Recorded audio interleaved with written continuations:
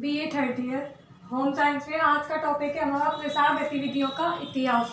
कि प्रसार गतिविधि के अंतर्गत हमारे सरकार ने कौन कौन से प्रयास किए, जिसमें आज पहला था प्रसार गतिविधि के प्रारंभिक प्रयास। प्रारंभिक प्रयासों में पहला प्रयास है ब्रिटिश सरकार के द्वारा प्रयास, कि ब्रिटिश सरकार ने कौन कौन से अधिनियम बनाए तथा कौन कौन से सन में उनके पारित किया। 19वीं शताब्दी के प्रारंभ तक किसी भी शासकों द्वारा ग्राम उत्थान हेतु कई प्रयास नहीं किए गए। ब्रिटिश शासक को आयोग की स्थापना करने के लिए विवश होना पड़ा तथा उन्होंने मजबूर होकर ग्रामीण विकास हेतु कई अधिनियम भी पारित किए, जैसे भूमि विकास ऋण अधिनियम बनाया 1988 में, सहकारी अधिनियम 1994 में, सहकारी संशोधन अधिनियम 1912 ईस्वी में। इस अधिनियमों को इसलिए बनाया गया ताकि ग्रामीणों को ऋण तथा अन्य प्रकार के सहयोग दिए जा सके, जिसमें ग्रामीण लोग अच्छे ढंग से खेती तथा पशुपालन का कार्य कर सके। सन 1935 में ग्रामीण विकास कार्यक्रम को प्रादेशिक स्तर पर हस्तांतरित कर दिया गया तथा ग्रामीणों के विकास हेतु कई प्रदेशों में ग्रामीण पुनर्गठन संस्थान की स्थापना भी कर दी गई तथा कई कार्यक्रम चलाए, परंतु ये कार्यक्रम मात्र फाइलों में ही खाना पूर्ति बन करके रह गए। भारत को गुलामी की जंजीरों से छुड़ाने तथा अंग्रेजों से छुटकारा पाने के लिए उन्होंने अनेक समाज सुधारकों ने कई प्रयास किए, जिनमें पहला नाम आता है राजा राम मोहन राय। इन्होंने स्त्रियों की दशा को सुधारने के लिए अनेक प्रयास किए तथा समाज सेविकाओं के सहयोग के लिए भी अधिनियम पारित किए, जिनमें था सती प्रथा निषेध अधिनियम 1929 में, बाल विवाह निरोध अधिनियम 1929, हिंदू विधवा पुनर्विवाह 1876 में, छुआछूत अभिशाप अधिनियम 1955 में तथा दहेज निरोध अधिनियम 1960 में। ग्रामीणों के विकास के लिए कई प्रयासों का विवरण निम्नानुसार दिया गया था, जिनमें था पहला स्वतंत्रता प्राप्ति। दो प्रयास किए गए, स्वतंत्रता प्राप्ति से पूर्व प्रयास व स्वतंत्रता प्राप्ति के पश्चात किए जाने वाले प्रयास। पहला था इसमें स्वतंत्रता प्राप्ति से पूर्व किए जाने वाले प्रयास, जिसमें पहला पॉइंट है शांति निकेतन में कार्यक्रम। शांति निकेतन को श्री निकेतन भी कहते हैं। भारत के प्रथम नोबेल पुरस्कार विजेता कवि रविंद्रनाथ टैगोर ने सन 1908 में अपनी ही जमींदारी के कालीग्राम परगने में ग्रामीणों के उत्थान में प्रयास हेतु अनेक कार्यक्रम किए तथा 1921 में एल्महर्ट के सहयोग से शांति निकेतन में ग्रामीण पुनर्गठन संस्थान की स्थापना की गई। कृषि, पशुपालन, कुटीर उद्योग, खेतीबाड़ी एवं शिक्षा विकास करके ग्रामीण जीवन को उन्नत बनाया। ये कार्यक्रम ग्रामीण युवकों के संगठन के माध्यम से किए गए। इस कार्यक्रम के मुख्य उद्देश्य निम्न है: ग्रामीण समस्याओं को समझना तथा उनका हल ढूंढकर उनकी समस्याओं का समाधान करना, लोगों में वास्तविक रुचि उत्पन्न करना तथा समस्याओं को समझने में उनकी मदद करना, ग्रामीणों के स्थानीय संसाधनों ढंग से उन्हें विकसित करने में उनकी मदद करना, स्वच्छता एवं स्वास्थ्य को उन्नत बनाने के लिए ग्रामीणों को जागरूक करना, इस शांति निकेतन कार्यक्रम के मुख्य उद्देश्य थे। इसके दूसरी आती है गुणगामा परियोजना। ग्रामीणों के उत्थान के लिए सबसे पहले बड़े स्तर पर डॉक्टर F.L. ब्रेयर ने कार्य किया। इन्होंने सन 1920 में गुड़गांव में जो दिल्ली के पास है, ग्रामीणों के उत्थान के लिए अनेक कार्यक्रम किए। यह गुड़गांव परियोजना का पहला प्रयास था जो एक सरकारी अफसर के द्वारा चलाया गया तथा इस कार्यक्रम में एक ग्राम गाइड की नियुक्ति भी की गई, जिसका कार्य था ग्रामीण तथा विषय विशेषज्ञों के बीच मध्यस्थ की भूमिका को निभाना।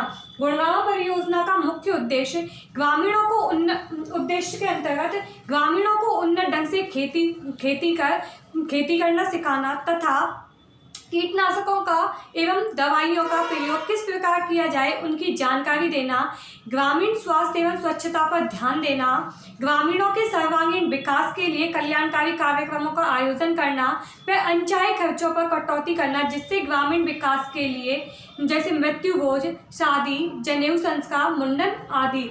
अब आता है इसके अंतर्गत स्वतंत्रता प्राप्ति के पूर्व प्रयास किए जाने वाले में थर्ड आता है मार्थेंडम परियोजना। इस परियोजना के प्रणेता डॉक्टर स्पेंसर हेज थे, जिन्होंने 1935 में यंग मैन क्रिश्चियन एसोसिएशन संघ की स्थापना की तथा एक एसोसिएशन संघ के द्वारा इस प्रोजेक्ट की स्थापना की गई। मार्थेंडम केरल की राजधानी तिरुवनंतपुरम 30 किलोमीटर दूर स्थित है।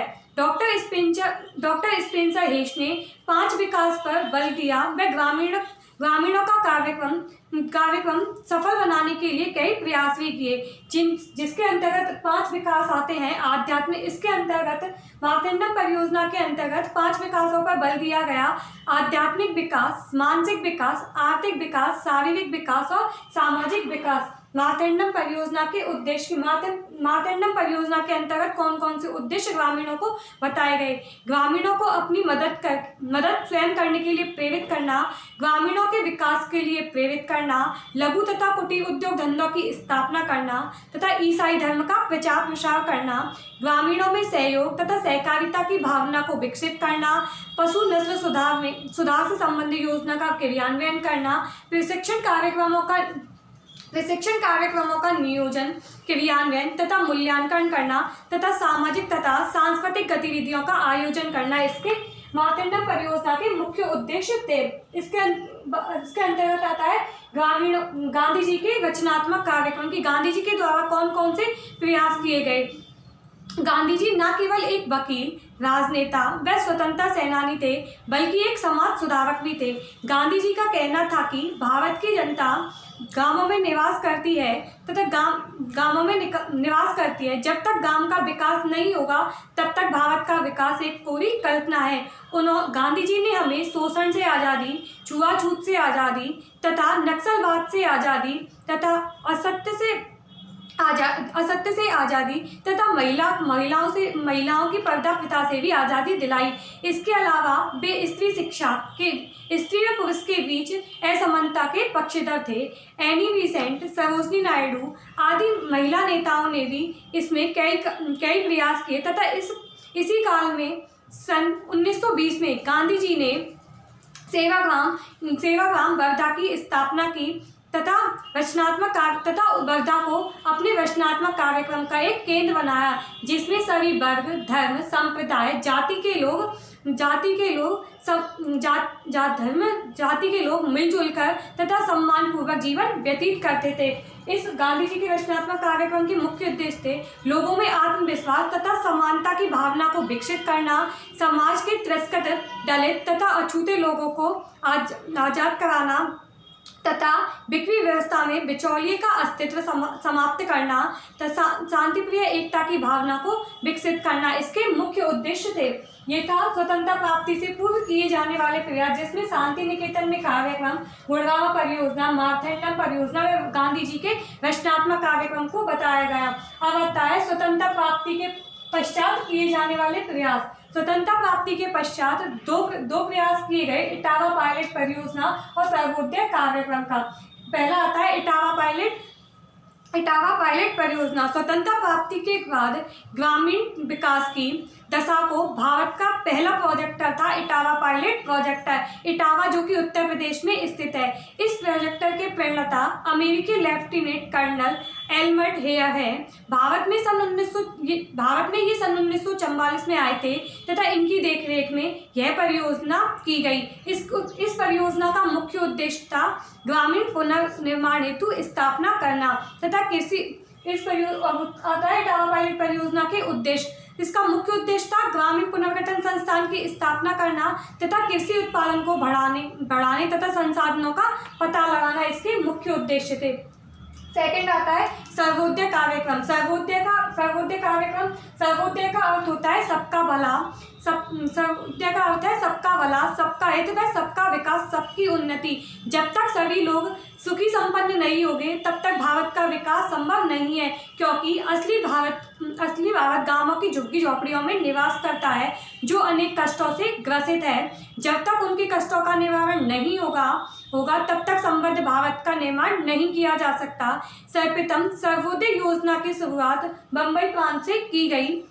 सर्वोदय कार्यक्रम जिसके अंतर्गत उद्देश्य आते हैं मानव मूल्यों की स्थापना करना जो सार्वभौमिक, सर्वव्यापक हो तथा सभी लोगों का भला करना तथा कल्याण करना, लोगों को आत्मनिर्भर व आत्मविश्वास होना तथा राज्य विहीन समाज की स्थापना करना जिससे सभी लोगों का विकास हो तथा पारस्परिक सहयोग व स्वशासन की भी स्थापना की थी।